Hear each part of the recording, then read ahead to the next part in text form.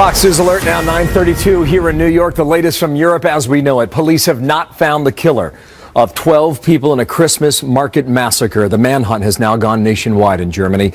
Police apparently looking for a Tunisian refugee in his early 20s who may have had contact with a known ISIS recruiter. In fact, ISIS claiming responsibility for the truck attack in Berlin, praising the killer as one of their own soldiers, they say. Again, a dozen killed, nearly 50 others injured. More in this story as it develops throughout the day here. The unloving and intolerant left. The tolerance is really one-sided, Bill, because they seem to be pretty accepting when their narrative is pushed. But as soon as Kanye ventures over to the other side, then that's somehow unacceptable, and he doesn't hear the end of it. And now he's got, a psychotic breakdown because he's a Trump supporter. Oh, you're a Trump supporter? You must be a racist. You must be a bigot. You must be in the basket of deplorables. We saw that. We're still seeing it. I'm still wondering when they're going to accept the fact that he's going to be our president. Well, that is conservative commentator Tomi Lahren sounding off about all those celebrities who plan to boycott Donald Trump's inauguration. Lahren calling them, you heard her there, intolerant and unable to accept Mr. Trump's win over Hillary Clinton. And now there's a new poll that suggests that Trump's voters are more respectful of the opposition than Clinton voters are.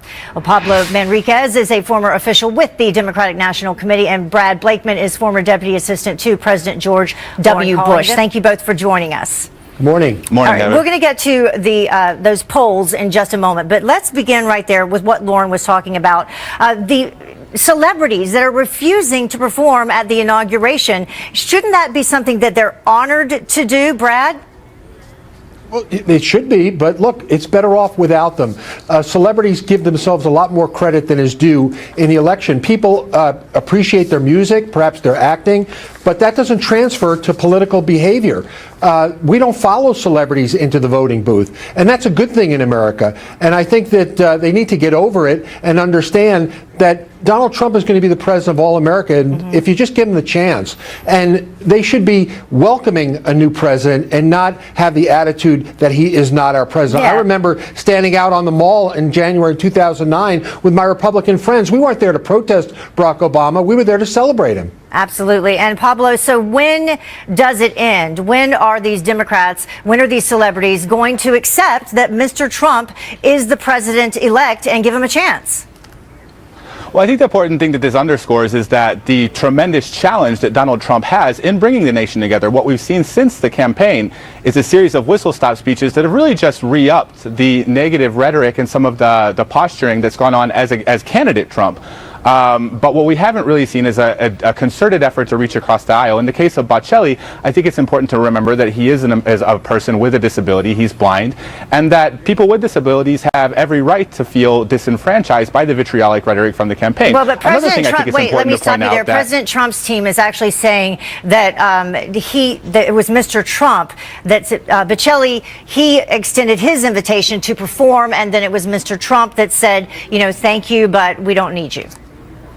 Well, I mean, I think that this underscores also that Donald Trump as a deal maker needs to be able to make these deals. At the end of the day, there are going to be ample opportunities for celebrities to perform during the inauguration at progressive events too. Already 150,000 women have confirmed that they're going to be marching on Washington during the inauguration. So, but I think that you're right. At the end of the day, the president-elect was elected by our American democratic processes, and it's important that for progressives and for people from the left to remember what President Obama's message to America was when he met with Donald Trump in the White House, and that was that when President Trump succeeds, America succeeds, right. And we need to do everything we can to make sure that he has a chance at being a successful president. So you mentioned that Donald Trump should reach across the aisle, which I believe he has done. But Brad, what about from the other side? What about Hillary Clinton? What about President Obama? Should he be more vocal in telling people, hey, what? He won.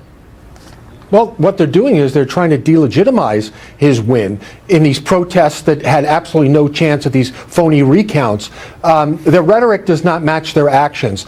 Their rhetoric initially was bringing America together, but their actions speak to another result, and that is to delegitimize, to march on Washington, 150,000 women, not to celebrate Donald Trump and give him the benefit of the doubt, but to protest him. He's not even the president yet. And by the way, as president-elect, he's done more than Barack Obama did in his time in saving jobs, in creating an environment by which Americans are going to do better under a Donald Trump economy. So why don't we just give the guy a chance? And if he does something that you don't like as president, then of course exercise your right of free speech and to demonstrate, but not now. We should be celebrating him it's almost because like he won a free and fair election. Right. Well, it's almost like Brad makes a people good want him point. to fail. Pablo, I do want you to respond to this. We talked about those polls at the very beginning of the segment, and let's take a look at those now. These Fox News polls show that among Trump voters, do you respect Clinton voters? Yes, 67%. Okay, 67% respect Clinton voters. But then take a look at this. Among the Clinton voters, do you respect Trump voters? 50% say yes. So it's a matter of respect coming from both sides, and it seems like the Trump supporters are a little more respectful. And I think that Donald Trump has every opportunity now to reach across the aisle and to create a better environment. Now, I think that one thing that Brad and I both remember from the 2009 inauguration was that 6-7 million people turned out on the mall for the balls, for the galas, and so on, and all the events. And there was not a single arrest. Now, I would like to see the president-elect to create an environment between now and the inauguration where people can come together to celebrate and express their right for free speech during the inauguration in Washington. He's done that already. He's done that. How has he done that, though? His whistle-stop tours have been nothing but a rehash of the rhetoric from the campaign. We'd like to see him speak as a president, not as a candidate anymore. The rhetoric of the campaign is to bring America together to solve problems. That's what he's saying. Clear and simple. Why wouldn't you embrace that? I mean, honestly, as an immigrant to this country, I think that a lot of my community is living in fear because we have a lot of uncertainty. He said throughout the campaign that he was going to deport millions of people. Now, granted, he did say in his Time magazine piece that he was going to make a deal for the Dreamers, the young immigrants who were brought to this country undocumented as children. And the point but again, being, we need Pablo, details, and when we have details, yeah, I've got to cut you off though. But the point being, we have to give him a chance to do what he's promised to do. All right, Brad, Pablo, thank you so much for joining us. When the president succeeds, America succeeds. All right, Merry Christmas. We got 4 years of that, Heather. Yep. It's In a gonna brand continue. new interview, Kellyanne Conway suggesting the women who came forward accusing Bill Clinton of abuse and worse in years past, and then showed up at the presidential debates, Conway argues they had a significant impact on Hillary Clinton's performance in those debates. She made those comments to me yesterday during a podcast at Trump Tower. Hillary Clinton defended that rapist and got him a plea deal and then laughed about the polygraph test and the evidence. To this later. day, you believe that had an effect I know on it her did. performance. I know it did, because they were, listen, this is somebody who's very scripted. And when you're scripted and you're running against the most unscripted X factor to ever explode onto the political scene, at least in our lifetimes, Bill, then you're going to get ham-handed. It's like not in the script. You know, a robot only has so many microchips in its database, and that one wasn't in there. That is not all she said. There's a lot more in that interview as Conway looks at the critical moments in the final 4 months of this campaign. She says a lot.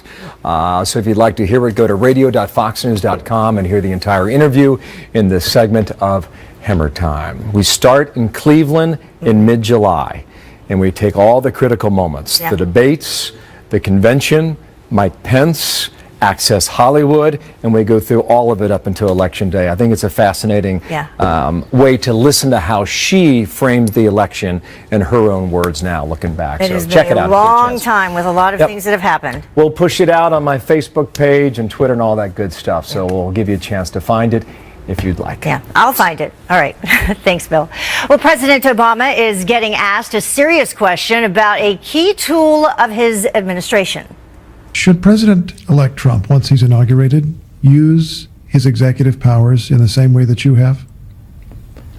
President Obama offering some frank advice to his successor about the use of executive orders. This as the Obama administration rushes to impose some new rules before leaving office. RNC spokesman Sean Spicer will join us to talk all about that up next. Also, apparently he thought he got away. Gold-handed. Oh, that's cool.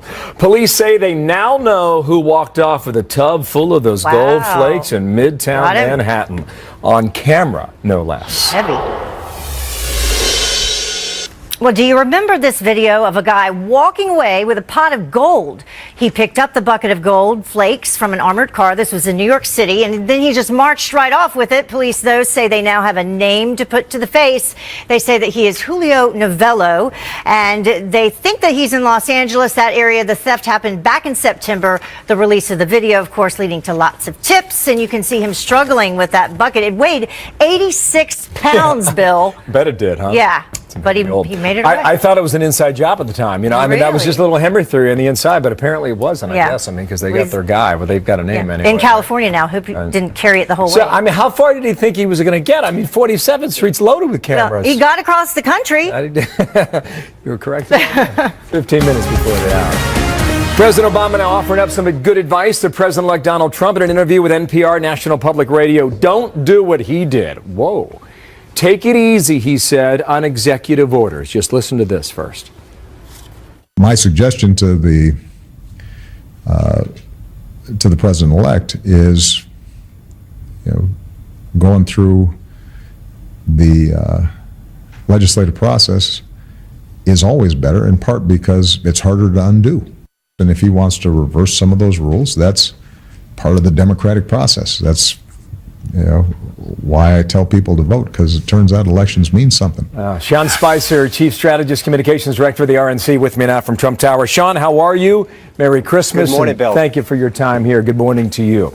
So this interview done around the same time when an executive order was signed for drilling off the Atlantic coast and also in the Arctic. How will a President Trump treat this executive order? On its face, Sean, will he try and reverse it if legal?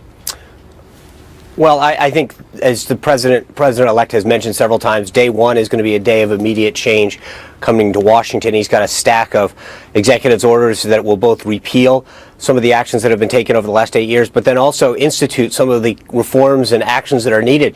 The lobbying ban, for one, is going to come in right away so that people understand that they're serving the government and this administration and not themselves. The withdrawal from TPP, the notification to renegotiate NAFTA, all of those things are going to happen day one under President-elect Trump. Okay. That's a lot on day one. You know what President Obama did on day one? He signed the order to close Gitmo. That was January of 2009. He's coming close to it, but he will not get there at the close of his 8 years. If you say President-elect Trump has a stack of orders, what else would happen on day one, Sean? Well, that agenda is being put together. He's got an entire team right now that is putting together proposals for him to review that will happen both day one and over the course of the first 100 days. And part of it is just a little bit of timing. He's talked about parts of Obamacare that he would reverse. He's talked about the tariff that he would impose on companies that take jobs overseas. So there's a lot of things on that agenda, and it's getting longer and longer by the day. Okay, now, President Obama in that interview said go through Congress. It's a lot harder to reverse a law once the law was passed. What do you think of that after the past 8 years? It's a bit ironic, but in some ways, it's well taken. I think President-elect Trump is definitely going to make sure that he does that. Okay, all right. We're just going to make an adjustment to your earpiece there. Everything okay, Sean? I was just watching you off camera. You okay? Continue. All good. All good. Thank you very much. All right. Okay, so now President-elect Trump goes into the White House on the 20th of January. Okay, and now you have a case where the Democrats are reeling. I think you could probably use that word based on the election and some of the fallout. Chuck Schumer fired the staff in the Senate office responsible for media. And you sent out this tweet. You said the following, Sean, on screen. Someone is not in the holiday spirit. Senator Schumer fires video unit staff at Politico at Burgess Sev. Okay. Apparently, Democrats want to reframe their message when it comes to video clips and social media. Is that the reason they lost in November? No, I don't think that the ability of members of the Senate to send out videos of their actions or messages to their constituents is the problem. It's the message itself, it's the policies, it's the candidates that they have a problem with. And I think they've looked everywhere else but the mirror to understand the problems that they faced on November 8th. And at some point, I think that's going to happen. But they've blamed the FBI, they've blamed every segment except themselves, their message, and their policies. That's the problem. Mm-hmm. Remember when President Obama said he's got a pen and a phone? I do. You've spent a lot of time around Mr. Trump. What has he said about that? That comment? Well, it's not just what that form of government, Sean. It's not just what he says, it's what he does, right? And if you look at President-elect in particular with Carrier, he picks up the phone, he gets things done. This is the kind of guy that it's not just what you have, it's how you use it. And I think that's a very, very different way of managing than we've seen in particular. President-elect Trump's the kind of guy who gets things done. He holds people accountable. He lays out the vision, the goal, and then he tells people what he expects of them to get that done. And if it doesn't do it, he holds them accountable. So I think not only on day one, in the first 100 days, but in the first 4 years of a Trump administration, there's going to be a lot of change coming to not just, small little things here and there, but a very, very fundamental re-look at how government works for the taxpayers and putting the American people first. Got it. Last thing, is there a decision on press secretary or not yet, Sean? At this time, he has not made any announcements on any additional staff. Sean Spicer, thank you, sir, from the RNC Trump Tower today. Thank you, Sean. Talk to you soon. Thanks, guys. Well, some heart-stopping video of a tragedy near Mexico City. Watch this.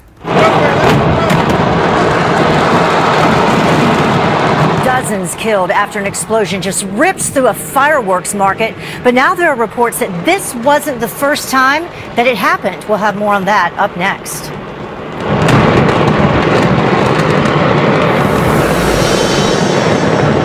A dramatic rescue here. Check it out. Authorities say an 82-year-old man backing out of his driveway plunged down a bank and landed this way, upside down in a river.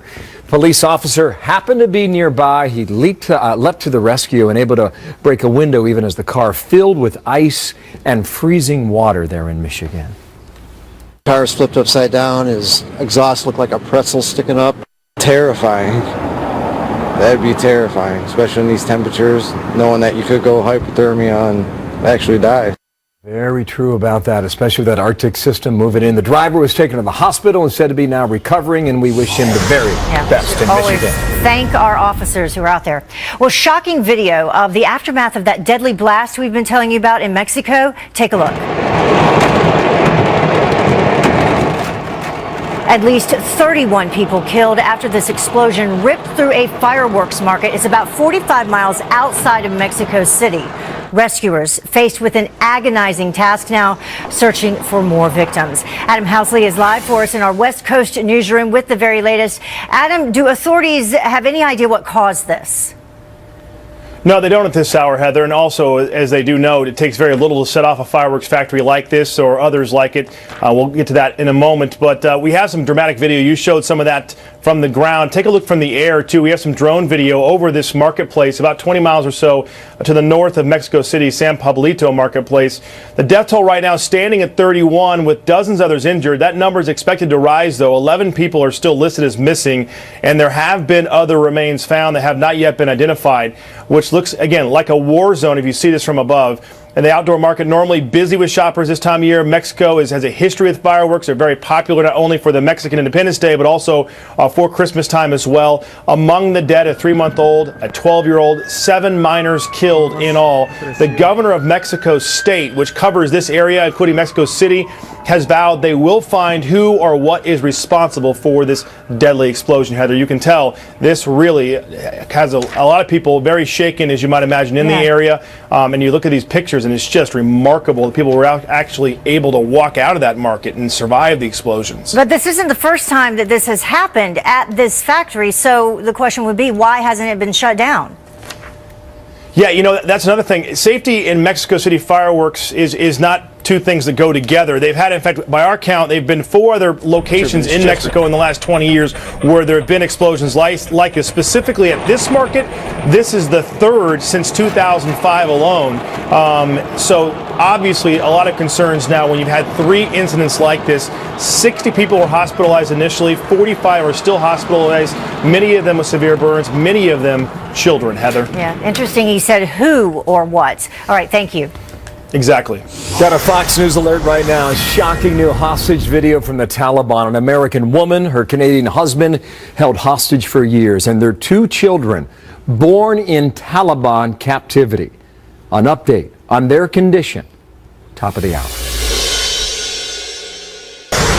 There is a manhunt underway in Germany for the suspect who drove into a crowded Christmas market in Berlin on Monday night. 12 killed, 50 injured.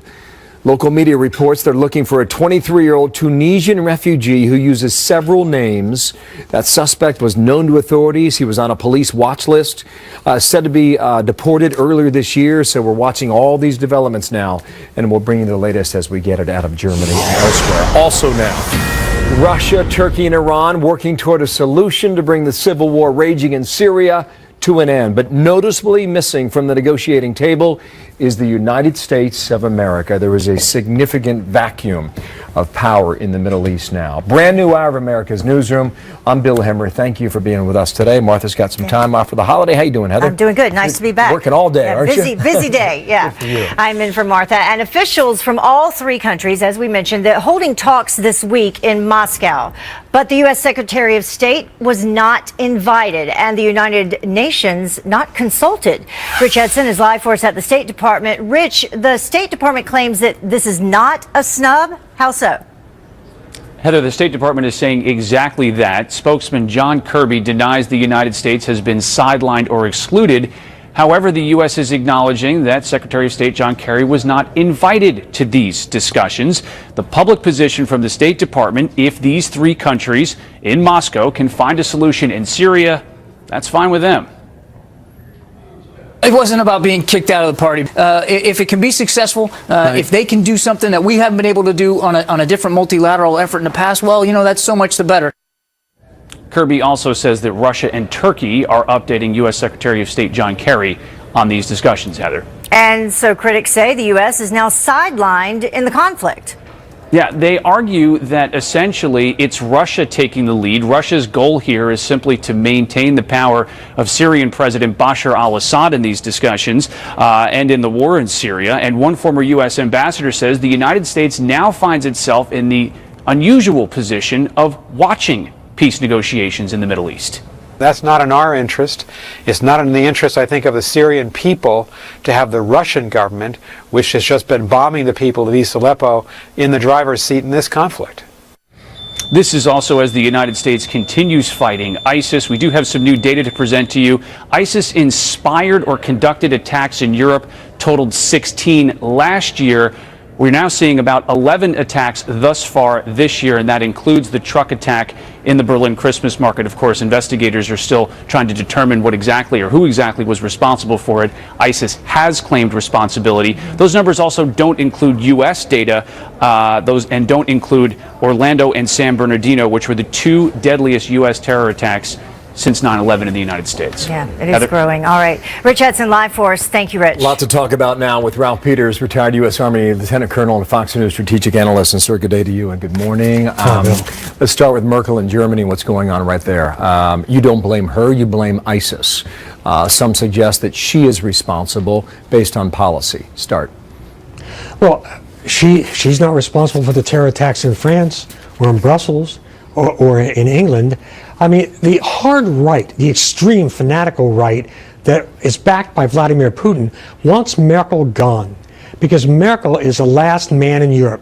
She's the one holding anti-Russian sanctions together. She's the one standing out to Putin. So it's a lot of European political inside baseball.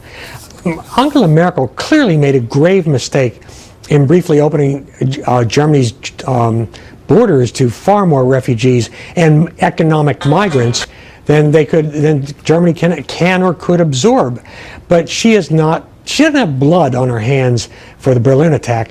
ISIS has the blood on their hands. This is a big deal in Germany, as Yes. well it should be, especially in the coming year when they look at elections. Now you've got this whole nexus with Russia and Iran and Turkey and Syria, and the United States is noticeably absent. What is the impact of this power vacuum now in the Middle East, Colonel? Well, there's no longer a power vacuum because Russia and Iran have filled it, and Turkey have filled it. What we have just seen in Moscow with the issued the Moscow Declaration, we saw three regional powers, Iran, Turkey, and Russia, divide up the upper Middle East, the northern Middle East, into spheres of influence. Turkey gets a free hand against the Kurds, and the ethnic Turks in Syria will be protected in the north in an enclave. Russia gets more bases, greater influence. Iran gets Iraq. And there's nothing we can do about it. The 8 years of the Obama presidency have seen this unprecedented, phenomenal collapse of American power. 8 years ago, Iraq was convalescing. The Middle East was relatively peaceful. Our military was respected and feared. And now Iranians can grab our sailors. We're excluded from really this conference in Moscow that has decided the future of the Middle East and excluding us. We're now out. No, we're you're gone. very much right about Putin filling that power vacuum. New York Times quote, Andrew Tabler, Institute for Near East Policy. Russia understands that nobody gives you anything. You just have to take it. And in this environment, with the U.S. retreating faster than the other side can advance, it's just a free-for-all. You also believe that the Russians believe that President Trump will do what they want. Yeah. Why? Whether we You think whether that? believe it or not. Well, Putin, reading the Russian press and their coverage of Trump, it's clear, and you see the patterns, and they are celebrating the nomination of Rex Tillerson as Secretary of State. I mean, I read the Russian media, and the coverage is just glowing. Now, whether they're right or not is another issue, but Putin expects to get his way under the guise of cooperation with the Trump presidency. We'll see what happens. But in the meantime, the important thing is, Bill, that the geostrategy has fundamentally changed, and Vladimir Putin has managed, by playing his hands so brilliantly, he's taken this nearly bankrupt, rust bucket of a country, 11 time zones of tuberculosis, AIDS, and poverty, and turned it into the power broker in the Middle East and beyond. Well, I mean, we why are pushed out? Would you expect them to be successful? You saw what happened after 8 years in Afghanistan during the 1980s in the Soviet Union. Do you think Putin can do this and pull it off to a degree of success? To a degree of success. I mean, we don't know what the future holds. And Putin is financially stressed. Of course, he's expecting sanctions relief after the inauguration or shortly thereafter. But he now has powerful allies. Iran, NATO member Turkey, which is, Erdogan is even more oppressive with his media personnel and journalists and his political opponents than Vladimir Putin has been. In terms of raw numbers. I mean, he's jailed tens of thousands of people after that failed coup. But Erdogan is clearly more comfortable dealing with Putin than with us or Europe. Assad, of course, is a monster. We know where the Iranians stand. So you see this Syria, Iraq, Iran, Turkey, power bloc emerging that is hostile to our civilization and our values, and Vladimir Putin is having the time of his ugly little life. It's an obvious intersection forming now. Sir, thank you for your time. Ralph Peters there. Thank you, Ben. In Washington, D.C. And Merry Christmas. Thank you. You as well. A faction of the Taliban releasing a new video of an American-Canadian family kidnapped in Afghanistan 4 years ago. In it, Caitlin Coleman and her husband Joshua Boyle appear with their 2 children, both born in captivity. And Coleman appears to read from a script pleading for help. Fox News Pentagon producer Lucas Tomlinson joins us now live. So, Lucas, what do we know about the American hostages and the terror group that is holding them? Well, Heather, good morning. The terror group holding the Colemans are the Haqqani Network. Right now, they're holding 5 Americans hostage. 3 are in the Coleman family. As you see here pictured, the Haqqani Network releasing this video showing Caitlin Coleman and her Canadian husband along with 2 young children in captivity. It's the first time the Haqqani Network has released a video showing these 2 children who were born in captivity. They were kidnapped 4 years ago while hiking in Afghanistan. Caitlin Coleman was 7 months pregnant at the time. The U.S. government considers the Haqqani network the most dangerous and most lethal and sophisticated terror group in Afghanistan and Pakistan. They're responsible for killing hundreds of American soldiers in the past 15 years. Yesterday, the State Department reacted to this nasty video. It's reprehensible. It's obviously reprehensible to hold them in the first place. I mean, so just let's put that aside. They need, as I said, they need to be released, period. But to include children in the video is specifically despicable to do. In the video, Caitlin Coleman is seen reading from a prepared script, begging President Obama to secure her release and her family's release, saying, quote, "Please do not become another Jimmy Carter." So we'll see what these next steps will happen, Heather. Yeah, the looks on their faces there. Lucas Tomlinson, thank you. 10 minutes past the hour now, and a deadly plane crash caught on video.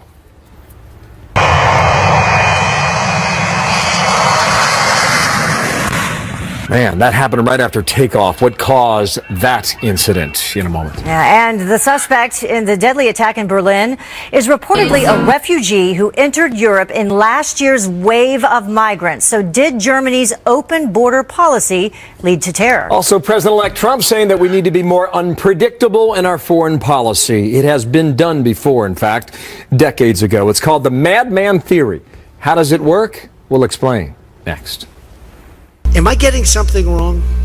Whatever happened to the element of surprise, Fest? I'm talking to admirals now and generals. That's what they do. I do other things, but, you know, it's called like common sense. Welcome back. 5 crew members are dead and 1 injured after a cargo plane in Colombia crashed shortly after takeoff. Take a look. This happened about 5 miles from an airport in northeast Colombia on a flight bound for the country's capital. You can see in the video the plane skimming a fence right before slamming into the ground, sending plumes of fire and smoke into the air. The cause of that crash is still under investigation.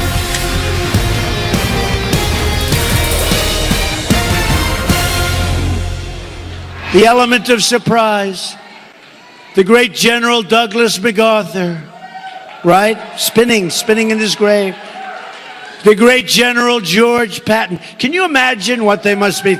You know, let's assume they could actually see what's happening. Maybe they are. Can you imagine what they must be thinking? That from November 7th. President-elect Trump defending his decision to keep plans for fighting terrorism secret, given the state of affairs and increasing terror attacks. Is that approach risky, or is it on point? My next guest says the president-elect is channeling Richard Nixon's foreign policy, which President Nixon himself called the madman theory. James Holman, national political correspondent, Washington Post, and author of the Post Daily 202 newsletter. How you doing, James? And welcome here to America's Newsroom. Take us back a couple decades. Frame the theory for us. Let's start there. So it's good to be with you, Bill. Richard Nixon comes in. Vietnam is obviously not going well. Lyndon Johnson had been president, and he wants to bring the North Vietnamese to the table to negotiate. And so what he tells his chief of staff is, I want the North Vietnamese and the Soviets, their supporters, to think I'm crazy enough to use nuclear weapons, that I will just, bomb the living daylights out of them. And I want them to be scared that I'm going to use every available resource of the U.S. military, with the idea that if they actually believe he would do that, then they would come to the negotiating table. Everyone else seemed reluctant to use nukes, and obviously for good reason. And so the idea was to convey that he wasn't totally rational, that he might overreact if he was provoked. You keep him on edge, right? I mean, here's how Haldeman wrote about it in his book, okay? Almost verbatim that you just said. I want the North Vietnamese to believe I've reached the point where I might do anything to stop the war. We'll just slip the word to them that, for God's sake, Nixon is obsessed about communism. We can't restrain him when he's angry, and he has his hand on the nuclear button, end quote. How does that apply today? It applies all over the world. So many people kind of want to think Donald Trump's crazy, but he's shown time and time again that he's crazy like a fox.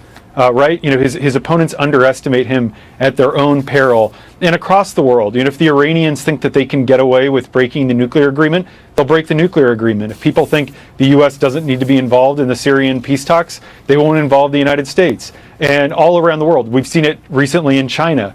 China has been aggressively moving into the South China Sea because they don't think that there are actually going to be meaningful consequences from the United States for their act of aggression. Russia, obviously interfering in our election. And if these adversaries of the United States believe, wow, we may get hit pretty hard, or we may get bombed, or our electric grid may get shut down, they may be deterred from messing with us. Did you think that's why the Chinese gave the drone back? There's some dispute about the timing, but I do think that the general message, yes, that has been sent to China with President-elect Trump's call to the Taiwanese, he put them on notice that he is not going to respect the long-standing norms, the one China policy. We talk about how that may be dangerous, but I think the Chinese have gotten the message that Trump is a little unpredictable, and maybe they aren't going to be as aggressive as they have been. Henry Kissinger was on CBS over the weekend. I'm sure you saw that interview, perhaps, did you, James? Here's part of what he said. Donald Trump is a phenomenon that foreign countries have not seen. So it is a shocking experience to them that he came into office at the same time, an extraordinary opportunity. What did you think of that comment, knowing that Kissinger has spent what appears to be a fair amount of time with Mr. Trump already? I think it's incredibly telling, Bill. And Kissinger, the day after that interview, sat down with Vice President-elect Mike Pence to sort of tutor him on the world, to talk about foreign policy. Trump looks up to Nixon. He looks up to Kissinger. They've kind of been social acquaintances since the early 1980s. And I absolutely think the fact that Kissinger said that and is talking to Trump as much as he is indicates that Trump is looking to the Nixon model. One more point here. Do you remember a time in 1987 when Donald Trump took out full-page ads in the Washington Post? I do. And it was to criticize Ronald Reagan. You remember that? Yeah. What was that over, James? So Trump said that Reagan's foreign policy lacked backbone. He thought he wasn't being tough enough with the Soviets, that he was letting the U.S. get pushed around. We forget because time passes, but there really is a difference between the realpolitik way that Nixon approached foreign policy and the more sort of almost idealistic way that Reagan approached foreign policy, which was actually included more of an emphasis on things like human rights and trying to negotiate on a nuclear accord. And Trump looks and kind of knows there's the Nixon school of foreign policy, the Reagan school of foreign policy, and I think what that 1987 advertisement showed is he's picked the Nixon school. And if you look at the people that he's putting in his National Security Council, they're Nixonians. Two key people who worked closely with Nixon, including one when he was president, who worked under Kissinger, are going to have top roles on his National Security Council. I think about our former colleagues, Katie McFarland and Monica Crowley, in that mix. Exactly. You're making the case that unpredictability works, or can work. It can. There's absolutely ways that it can work. I think in a situation like with the Chinese, but it is risky, Bill. You look at what's happened the last couple of days, the terror in Berlin, the ambassador killed in Turkey. It's a scary time. And one of the problems with this theory is you have to really, to make it stick, you have to be unpredictable all the time, not just some of the time. And there is a risk that our allies, maybe our NATO allies, others, worry that we're not going to be there. Maybe we're not going to live up to our commitments. And so it's a needle you have to thread. You have to reassure the allies and keep the adversaries guessing. They're calling it Black Monday already in Europe. And what a day it was this past week. Very interesting discussion. James, thanks for coming on. James Holman there, Washington Post, Washington, D.C. there. Thank you, sir. My pleasure. Well, Team Hillary going off after the courts unsealed the warrant that reopened her email investigation. Why they say that move was unjustified and worse. Plus, an unruly passenger disrupting a flight. To the rescue, Richard Marks. All those details up next.